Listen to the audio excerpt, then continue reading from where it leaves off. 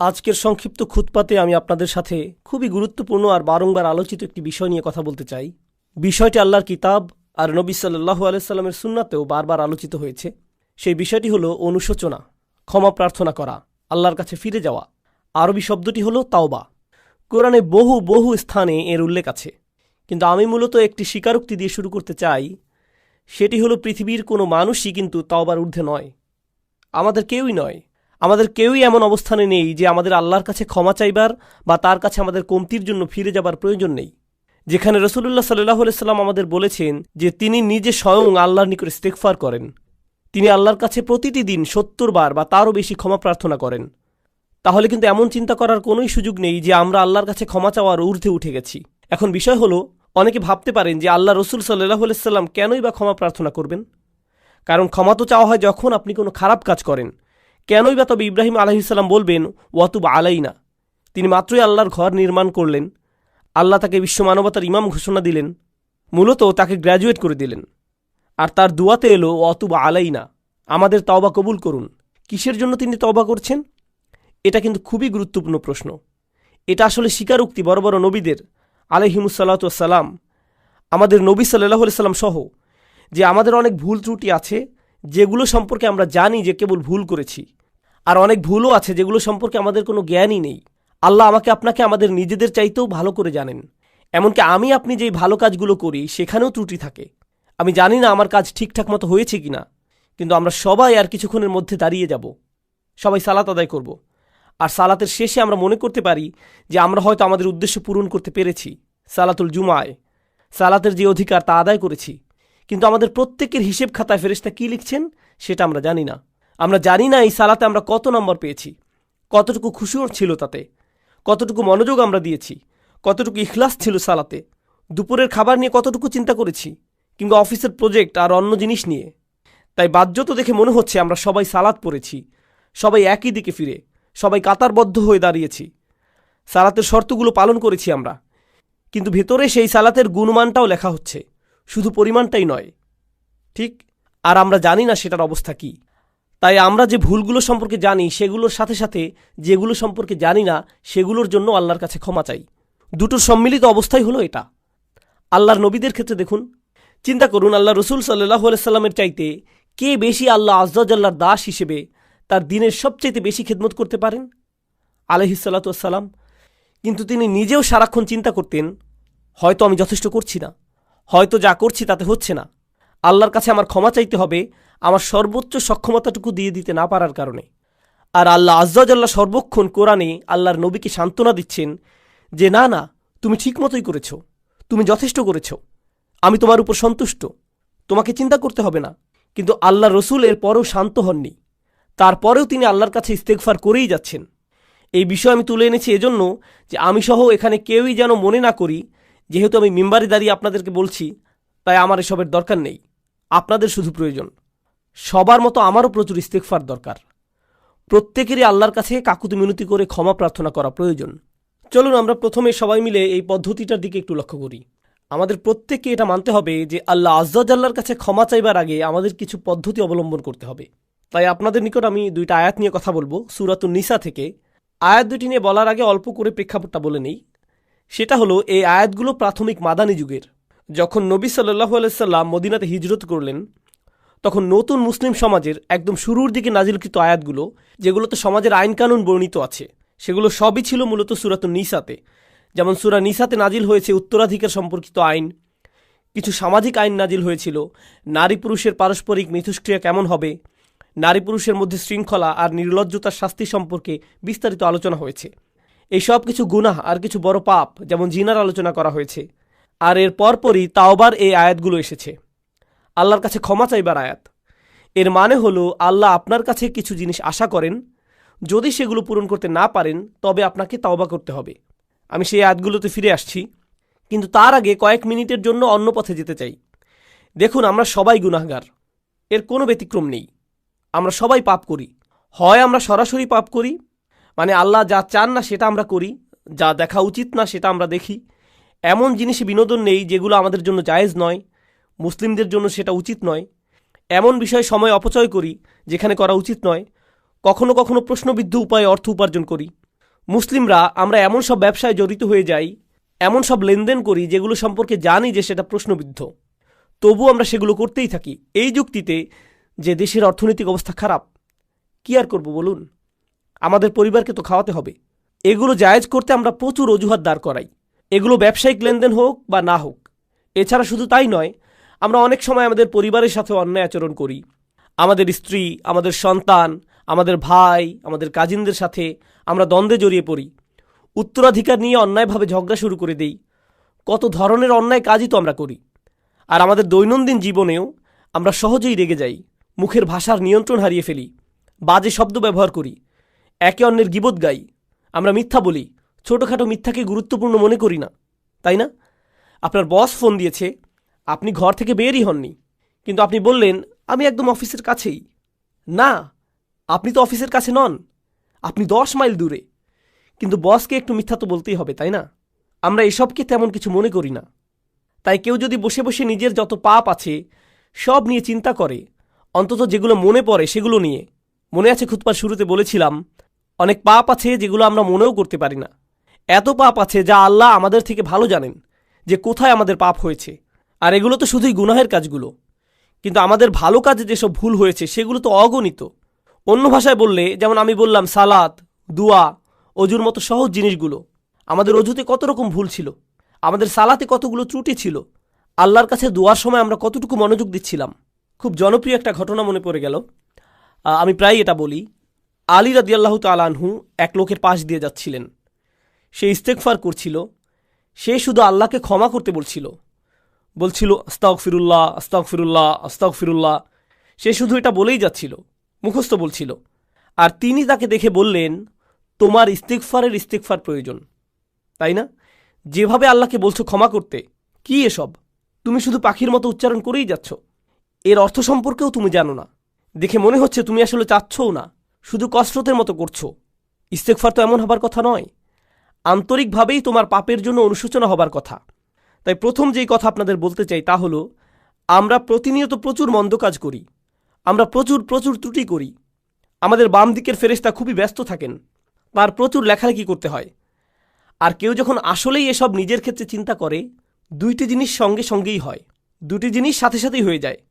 সেগুলোর একটি হলো যে সে আবেগে আচ্ছাদিত হয়ে যায়, সে মনে করে আমি তো ধ্বংস হয়ে গেলাম, আমার তো জান্নাতে ঢুকবার কোনো উপায়ই নেই, আমি যা করেছি এর কারণে সেখানে তো আমার কোনো স্থানই হবে না। এটা হলো একটা বিষয়, আর এটা কিন্তু ভালো ব্যাপার নয়, সেটা একটু পরে বলছি। আরেকটা জিনিস যা হয় সেটা মোটামুটি ভালো, সেটা হলো আপনি অন্য মানুষ সম্পর্কে অতিরিক্ত চিন্তা করা বন্ধ করে দেন। দেখুন, আপনি যখন অন্য মানুষ কি ভুল করছে সেটা নিয়ে ব্যস্ত থাকেন, তাদের ভুল, তাদের পাপ, সেই ভাই এমন করছে, ওই বোন এমনটা করছে, এগুলো কিসের লক্ষণ জানেন? তা হলো আপনি আপনার নিজের সম্পর্কে চিন্তিত নন। আপনি নিজের ব্যাপারে এতই নিশ্চিন্ত যে অন্যকে নিয়ে ভাববার অনেক সময় আপনার আছে। এর অর্থ হলো এটাই। এর মানে হলো আমরা নিজেদের ভুল ত্রুটি, নিজেদের পাপ নিয়ে চিন্তিত নই, বরং অন্যদের ছোটোখাটো ভুল নিয়ে চিন্তা করার প্রচুর সময় আমাদের হাতে, সেটাই এটার অর্থ। তাই আমরা যদি নিজেদের পাপ নিয়ে চিন্তা করি, তাহলে অন্যেরা কি করেছে সেটা নিয়ে এত না ভেবে নিজেদের অবস্থা সম্পর্কে বেশি দুশ্চিন্তা করতে পারবো। এখন আপনি যদি সত্যি নিজের অবস্থা নিয়ে চিন্তাবোধ করেন আর ভয়ে আচ্ছন্ন হয়ে পড়েন যে আমার কোনো আশাই নেই, আমার জন্য কোনো ক্ষমাই নেই, তাহলে এই সময়ে আমাদের আল্লাহ আজ্জা জাল্লার হৃদায়তের প্রয়োজন। কারণ খুবই কষ্টকর আর দুঃখজনক অবস্থা এটা। দেখুন, সবচাইতে কষ্টকর আর সবচাইতে ক্ষতিকর মানসিক অবস্থা হলো একদম নিরাশ হয়ে যাওয়া। সবচাইতে ক্ষতিকর মানসিক অবস্থা এটা। এমনকি অমুসলিমরাও, তারা যখন একেবারে আশাহীন হয়ে যায়, তখন ড্রাগ ওভারডোজ করে, কেউ আত্মহত্যা করে, সব ধরনের অপরাধ করতে থাকে। যখন তারা নিরাশ হয়ে থাকে, নিজেদের নিয়ে আর কোনো আশাই বাকি থাকে না, তখন যা ইচ্ছা তাই করতে থাকে। যখন কেউ নিজের আত্মার একেবারে নিম্নতর অবস্থায় চলে যায়, তখন সেই মানুষের মনে আর কোনো প্রকার আশারই অস্তিত্ব থাকে না। কিন্তু আল্লাহ আজ্জা জাল্লাহ আমাদের আশাহীন করে রাখেননি। আল্লাহ রসুল সাল্লাল্লাহু আলাইহি সাল্লাম আমাদের অনেক আগেই বলে গিয়েছেন, কুল্লু বানি আদম খাত্তাউন, প্রত্যেক আদম সন্তান ভুল করে। অন্তত এখন তো আমরা জানি এই কথাটি, আল্লাহ রসুল নিজেও স্বীকার করেছেন সাল্লাল্লাহু আলাইহি সাল্লাম। কিন্তু এরপর তিনি বলেন, ওয়া খায়রুল খাত্তাইন আত-তাওয়াবুন, ভুলকারী মানুষদের মধ্যে সর্বোত্তম হলো যারা আল্লাহর কাছে ফিরে আসে, তারা ফিরে এসে আল্লাহর কাছে ক্ষমা চায়। অন্যভাবে বললে, আল্লাহ এই দরজা আমাদের জন্য খুলে রেখেছেন। যত পাপই আমরা করি না কেন, আল্লাহ আমাদের পুরো আমলনামা মুছে পরিষ্কার করে দিতে রাজি আছেন, কিছু থাকবে না। যে কোনো সমাজে যদি কোনো অপরাধ করেন, সেটা আপনার পার্মানেন্ট রেকর্ডে চলে যাবে, সেটা আর মোছা যাবে না, সেটা আর সরানো যাবে না, সেটা ওখানেই থাকবে, আজীবন থাকবে, যেন কালো এক মেঘ আপনার উপর। যেসব মানুষ যে কারণেই হোক এসবের মধ্য দিয়ে গিয়েছেন, বের হবার পর তাদের চাকরি খুঁজতে খুব কষ্ট হয়েছে। কেউ তাদের ব্যাকগ্রাউন্ড চেক করলে আর চাকরি দেয় না, কারণ তাদের রেকর্ডে কিছু একটা আছে। আল্লাহ আজ্জা জাল্লা আপনার আমলনামা একেবারেই মুছে দেবেন, যদি আপনি আমি আন্তরিকভাবেই আল্লাহর দিকে ফিরে যেতে প্রস্তুত থাকি। যদি আসলেই আমরা চাই এমনটা, আমরা যদি সত্যি আন্তরিক হই, তবে আল্লাহ সুবহানাহু ওয়া তাআলা শুধু কথার কথা বলছেন না, তিনি আসলেই আন্তরিক এক অন্তর চান, যে তার দিকে ফিরে আসবে, এমন অন্তর যা তার নিজের কীর্তির ব্যাপারে সত্যিকার অর্থে লজ্জিত থাকবে। যদি আমরা এমন করতে পারি, তবে আল্লাহ একেবারে শুরু থেকেই শুরু করবেন আমাদের জন্য, একেবারেই ফ্রেশ স্টার্ট দেবেন। এই আশার আলোই আল্লাহ আজ্জা জাল্লা আমাদের সূরাতুল ফুরকানে দিয়েছেন। তিনি আসলেই চরম পদক্ষেপ নিয়েছেন এখানে। তিনি শুধু বলছেন না যে আমাদের পাপ ক্ষমা করে দিবেন, তিনি বলছেন ফাউলাইকা ইউবাদদিলুল্লাহু সাইয়্যাতিহিম হাসানাত, সেসব মানুষ যারা আসলেই আল্লাহর কাছে ফিরে তওবা করে, আমি তাদের সকল পাহাড় পরিমাণ পাপকর্ম নিয়ে ভালো কাজে পরিবর্তন করে দেব। অন্যভাবে বললে, শুধুমাত্র আন্তরিকভাবে যদি আপনি আল্লাহর কাছে ফিরে আসেন, তবে আপনাকে যে শুধু লাখো পাপকর্মের জন্য উত্তর দিতে হবে না তা নয়, বরং তিনি আপনার লাখো পাপ কাজকে লাখো পুণ্যে রূপান্তরিত করে দিবেন। শুধুমাত্র আপনি তাওবা করেছেন এজন্য, শুধুমাত্র এটার জন্যই, শুধুমাত্র এই একটি জিনিস তিনি আমাদের থেকে চাচ্ছেন। আল্লাহ আজ্জা জাল্লা আমাদের জীবন আর কতই বা সহজ করবেন। দেখুন, যেসব মানুষ সারাক্ষণ গুনাহ করতেই থাকে, শয়তান তাদের কাছে এসে বলে, তুমি তো এমনিতেও জাহান্নামে যাবে, তার চেয়ে বরং আনন্দ করেই নাও। শয়তান আসলেই এমন বলে, আর তারাও এভাবেই চলতে থাকে। আরে ধুর, আমি আর কী বা করব, তুমি জানো না ভাই, আমি একেবারেই ব্যর্থ, আশাহীন, তার চেয়ে বরং পুরোটা এনজয় করে নিই। শয়তানের প্রত্যেকটি ওয়াসওয়াসা শুনি, ফাটাফাটি করেই যাই দুনিয়া থেকে, জীবন তো একটাই, এরপর মরে যাব, এটাই হলো তাদের চিন্তা। এমন মানসিকতার জন্য আপনাকে অভিনন্দন। আল্লাহ আজ্জা জাল্লা আমাদেরকে কি বলছেন? ইল্লা মান রাহিমা রাব্বুক ওয়ালিযালিকা খালাকাহু মা ইয়াফআলুল্লাহু বিআযাবিকুম। আল্লাহ বলছেন, তোমাদেরকে শাস্তি দিয়ে আল্লাহ কি পাবেন? মনে করো আল্লাহ চান তোমাদেরকে শাস্তি দিতে? আল্লাহ আমাদের কোরআনে এই প্রশ্ন করছেন যে আমাদেরকে শাস্তি দিয়ে তার কি লাভ হবে? এই জন্য তো তিনি তোমাদের বানাননি, এই জন্য তো তিনি তোমাদের সৃষ্টি করেননি। আরেক স্থানে আল্লাহ বলছেন, শুধুমাত্র তাদের ক্ষমা করে দেবার জন্যই তিনি তাদের সৃষ্টি করেছেন। অর্থাৎ তাদের তিনি সৃষ্টি করেছেন তাদের প্রতি করুণা করার জন্যেই। তিনি আমাদের সৃষ্টি করেছেন যেন আমরা তার করুণা অর্জন করতে পারি। তিনি বলেননি তিনি আমাদের জাহান্নামের জন্য বানিয়েছেন, তিনি আমাদের করুণা অর্জনের জন্যই বানিয়েছেন। তিনি আমাদের করুণা করতে চান, এজন্য এই দরজা খুলে রেখেছেন তিনি। তিনি আমাদের এক পা আগাতে বলছেন, বাকিটুকু তিনিই পূরণ করে দেবেন। বেশি কিছু করতে হবে না আপনাকে, শুধু তার দিকে একটুখানি ফিরে আসুন, একটুখানি তাকে দিন, আর তিনি সেই দরজাগুলো খুলে দিবেন। এখন এই ভূমিকার শেষে আপনাদেরকে সূরা নিসার 2টি আয়াত নিয়ে বলতে চাই, যেগুলোকে আমি সবচাইতে গুরুত্বপূর্ণ আয়াত মনে করি। এই আয়াতগুলোর জন্য আপনাদেরকে প্রস্তুত করতে বলে নেই, এটা হলো আমার আর আপনাদের জন্য একটা হোমওয়ার্ক। সাধারণত খুতবা থেকে হোমওয়ার্ক অ্যাসাইনমেন্ট দেওয়া হয় না, কিন্তু আমি একটা দিচ্ছি। আমি চাচ্ছি আপনারা বাসায় যে এক টুকরা কাগজ নিয়ে তাতে আপনার মতে একটা পারফেক্ট দিনের বর্ণনা লিখুন। যদি আজকে রাতে ফেরেশতা আসে আপনার আত্মা নিয়ে যেতে, যদি মৃত্যুর ফেরেশতা আপনার জান কবজ করতে আজকে রাতে আসে, আর মুসলিম হিসেবে দিন যেমন হওয়া উচিত ঠিক তেমনটি আমার ছিল কিনা, তাহলে আমি অন্তত বলতে পারবো যে আমি মুসলমানের মৃত্যু পেয়েছি, আমি পুণ্যবান মৃত্যু পেয়েছি, সুন্দরভাবে মারা গিয়েছি। এরকম দিন দেখতে কেমন হবে? কোন সময় ঘুম থেকে উঠব আমি? আমার স্ত্রী সন্তানদেরকে কি বলবো? কোন সময়ে আর কোথায় নামাজ পড়ব আমি? হয়তো আমি অফিসেও যাব সেদিন, কিন্তু সেখানে আমার আচরণ কেমন হবে? সেক্রেটারির সাথে কিভাবে কথা বলবো? আমার চোখ কোথায় থাকবে? আমি কম্পিউটারে কি দেখব? আমার বসের সাথে কতটা সৎ থাকবো আমি যদি জানি সেই রাতেই ফেরেশতা আসবে, তবে সেই দিনটা কেমন যাবে? মুসলিম হিসেবে একটা পারফেক্ট দিন দেখতে কেমন হবে? এই দিনটি কিন্তু আপনার ক্ষমার বাইরে যাবার দরকার নেই। দিনটি হতে পারে যে কোনো সাধারণ দিন, আপনার যা করা উচিত তাই করছেন। এতে যেসব জিনিস থেকে দূরে থাকার কথা আপনি দূরেই থাকছেন। খুব একটা কঠিন না, কিন্তু আপনি যদি বিস্তারিত রুটিন করতে চান নিজের জন্য, আমরা সবাই এক এক রকম, আমিও ভিন্ন রকম, কিন্তু যদি নিজের একটা বিস্তারিত রুটিন বানান যেখানে পারফেক্ট একটি দিন কাটাবেন, আর সেই দিনের সবচাইতে গুরুত্বপূর্ণ অংশ হলো দিনটির খুঁটিগুলো। একটি বিল্ডিংকে যেভাবে খুঁটিগুলো ধরে রাখে ঠিক সেভাবে, তাই না? ঠিক তেমনি আমাদের দিনকে ধরে রাখে 5টি খুঁটি, 5টি সালাওয়াত, 5টি নামাজ। তো আপনার রুটিনের সেই অংশটি যেন ঠিক থাকে, খেয়াল রাখবেন এটা যেন থাকে। এর মাঝে কি করেন? এগুলোর মধ্যখানে কি করেন? ইন্না সলাতা কানাত আলাল মুমিনিনা কিতাবাম মাওকুতা। যেটা অর্জন করা সম্ভব সেটার প্রতি আমার আপনার কাজ করা উচিত। এটা আমি আপনি কিন্তু অর্জন করতে পারি। আমার দৈনন্দিন চিত্র এমনই হওয়া উচিত। কিন্তু কেন এমন হয় না দিনগুলো? কেন দেরিতে ঘুম থেকে উঠি আমি? সম্ভবত দেরিতে ঘুমাতে যাই, তাই। কেন এত দেরিতে ঘুমাতে যাই? কারণ সম্ভবত মধ্যরাত পর্যন্ত আমি মুভি দেখি। সম্ভবত সেটা বন্ধ করে সময় মতো ঘুমাতে যাওয়া উচিত আমার। কেন দোয়া করার সময় আমার কখনো কান্না আসে না? সম্ভবত আমি অনেক দিন যাবৎ আল্লাহর ঘরে যাইনি, তার কাছে যাইনি।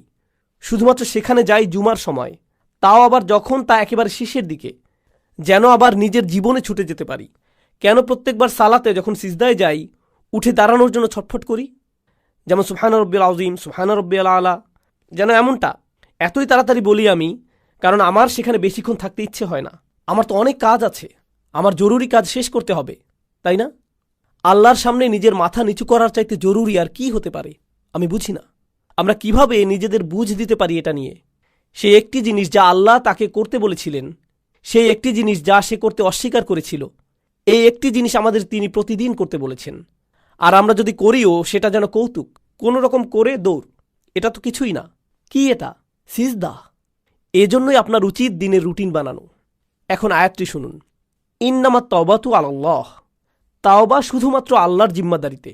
আল্লাহ যে শব্দটি বলেছেন ইন্নামা কালিমাতাল হাসাল বিহাদিহিল আয়াহ, এই শব্দের মানে কি? এর মানে হলো আল্লাহ যা বলবেন এখন তা হলো একটি বিশেষ চুক্তি। শুধুমাত্র নির্দিষ্ট কিছু ব্যক্তির উপর কার্যকর করা হবে, সবার জন্য এটা না। এটা শুধুই তাদের জন্য যাদের বর্ণনা এখন দেয়া হবে। তিনি বলছেন আল্লাহ, কিছুই আল্লাহর উপর বাধ্যতামূলক নয়। আল্লাহ কিছুই করতে বাধ্য নন, শুধুমাত্র যা নিজের উপর বাধ্যতামূলক করেন সেগুলো ছাড়া। তিনি বলছেন আল্লাহ, আল্লাহর উপর এটা বাধ্যতামূলক যে তিনি নির্দিষ্ট ব্যক্তিদের তাওবা কবুল করবেন। আল্লাহ কিছু মানুষের তাওবা কবুল করাকে নিজের উপর আবশ্যক করে নিয়েছেন। কারা এই লোক? লিল্লাযীনা ইয়ামালুনা সুআ বিজাহালাতিন, সেই লোক যারা পাপ করে। এখানে আমি সাধারণ অনুবাদ করে দিচ্ছি, যারা পাপ করে। আল্লাহ মাত্রই বললেন তিনি নিজের জন্য যারা পাপ করে তাদের ক্ষমা করা বাধ্যতামূলক করে নিয়েছেন। তিনি কিন্তু আরও বলেছেন, চলুন দেখি এই লোকগুলো কারা। আর সেটার আগে ইয়ামালুন শব্দের প্রতি একটু মনোযোগ আকর্ষণ করছি। ইয়াফআলুন শব্দের তুলনায় আরবি ভাষায় কিছু করা বোঝাতে দুইটি শব্দ আছে, ইয়াসনাউনও আছে। এগুলো সবই কিছু করা বোঝাতে ব্যবহৃত হয়। ইয়ামালুন মানে হলো আপনার উদ্দেশ্য ছিল, এমন না যে আপনার ভুল হয়েছে, বরং আপনি করেছেন, আপনি জানতেন কি করছেন, আপনি ভুল করেছেন। এটা এমন না যে আপনি কিছু একটা বলে ফেললেন কিন্তু বলার সময় খেয়াল ছিল না যে ভুল করছেন, সেটা উদ্দেশ্যহীনভাবে। আমি উদ্দেশ্যের কথা বলছি, এটা কোনো ভুল নয়। তওবার প্রথম ধাপ হচ্ছে আমাকে আপনাকে অন্তত স্বীকার করে নিতে হবে যে পাপ করেছি। অজুহাতের পেছনে লুকানো বন্ধ করতে হবে।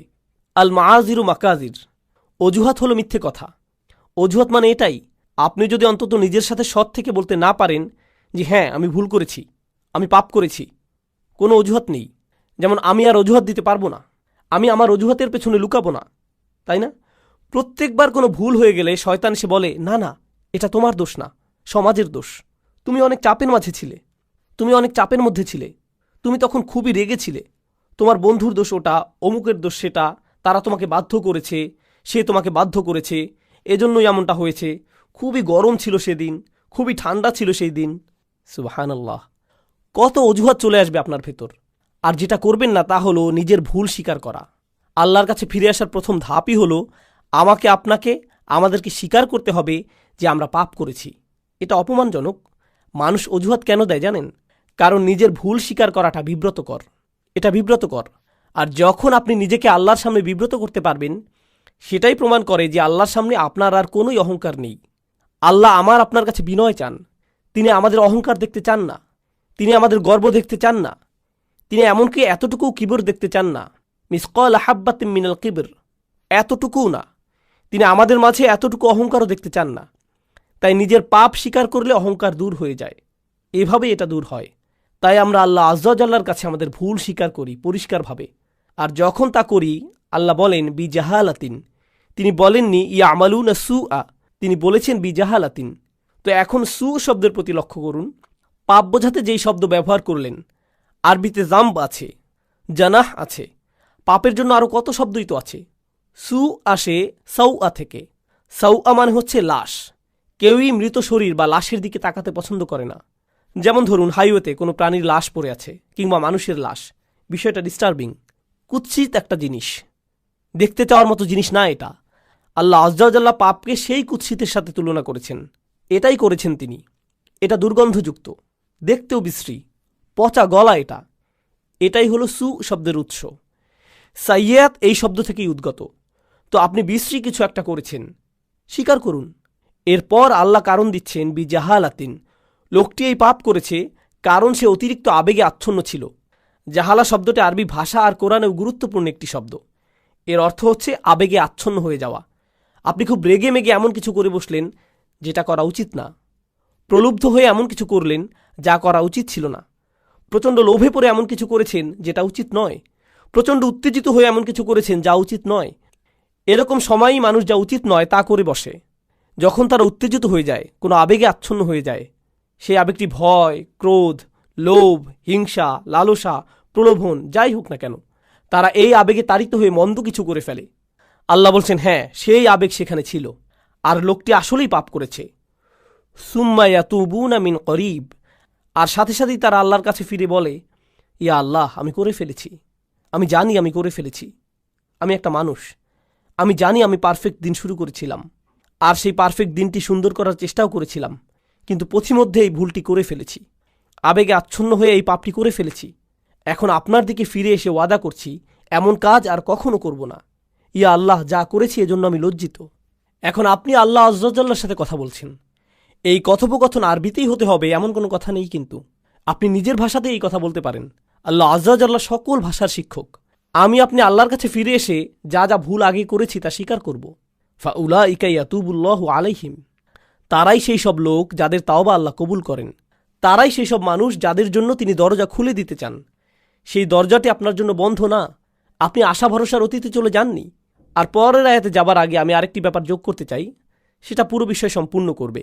সেই আয়াতটি ছাড়া বিষয় পূর্ণ হবে না। খুবই গুরুত্বপূর্ণ। তা হলো, অন্যেরা যেভাবে আপনাকে দেখে আপনি নিজেকে সেভাবে ভাববেন না। নিজেকে অন্যদের মতো করে বিচার করবেন না। অন্যেরা ভাবতে পারে আপনি অনেক অসাধারণ, সেটাই আপনাকে অসাধারণ করবে না, এমন নাও হতে পারে। মানুষ আবু বকর সিদ্দিক রাদিয়াল্লাহু আনহুর কাছে এসে বলতো, আপনি খুবই ভালো। তিনি শুনে বলতেন, আল্লাহুম্মা আতিনি বিমা ইয়াকুলুন ওয়ালা তুআখিযনি বিমা লা ইয়ালামুন। তিনি বলতেন, ইয়া আল্লাহ, তারা যা সত্য মনে করে সেটা আমাকে দিন, আর তাদের যেটার জ্ঞান নেই সেটার কারণে আমাকে পাকড়াও করবেন না। তাদের কোনোই জ্ঞান নেই, তিনি নিজেই জানতেন। অন্যেরা তার সম্পর্কে কি বলে সেটাতে তিনি অভিভূত হতেন না। একই সাথে অন্যেরা আপনার সম্পর্কে যেই খারাপ কথা বলে সেটা দিয়েও নিজের বিচার করবেন না। আপনি খুব খারাপ, আপনি দুর্নীতিগ্রস্ত, আপনি মুনাফিক, আপনি মিথ্যুক, আপনি ভণ্ড, আপনি অভদ্র, আপনি জাহান্নামে যাবেন, ইত্যাদি ইত্যাদি ইত্যাদি ইত্যাদি। এগুলোর কোনোই অর্থ নেই। মানুষ আপনাকে চেনে না, আল্লাহ জানেন। মানুষ যদি বলে আপনি কোনো কাজের না, আপনাকে দিয়ে কিছুই হবে না, ইত্যাদি ইত্যাদি, এর মানে এই নয় যে আল্লাহ আপনার সম্পর্কে সেটাই ঠিক করেছেন।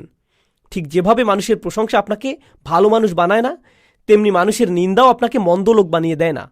সেটার সিদ্ধান্ত শুধু আল্লাহরই কাছে, আর কারো নয়। সেটা শুধু আপনার আর আল্লাহর মধ্যেই। আপনার সম্পর্কে মানুষের মন্তব্য যেন আল্লাহর সাথে সম্পর্ক নষ্ট না করে দেয়। তারা আল্লাহর কাছ থেকে তথ্য নিয়ে আপনার ব্যাপারে মন্তব্য করেনি। তাদের সেই তথ্য নেই, শুধু তার কাছেই আছে। তিনি বলছেন, শুধু এই লোকগুলোর তওবাই আমি কবুল করব। আল্লাহ আমাদের সবাইকে তাদের অন্তর্ভুক্ত করুন। এর পরের আয়াতে বলছেন, এই লোকগুলো থেকে আমি তওবা কবুল করব না।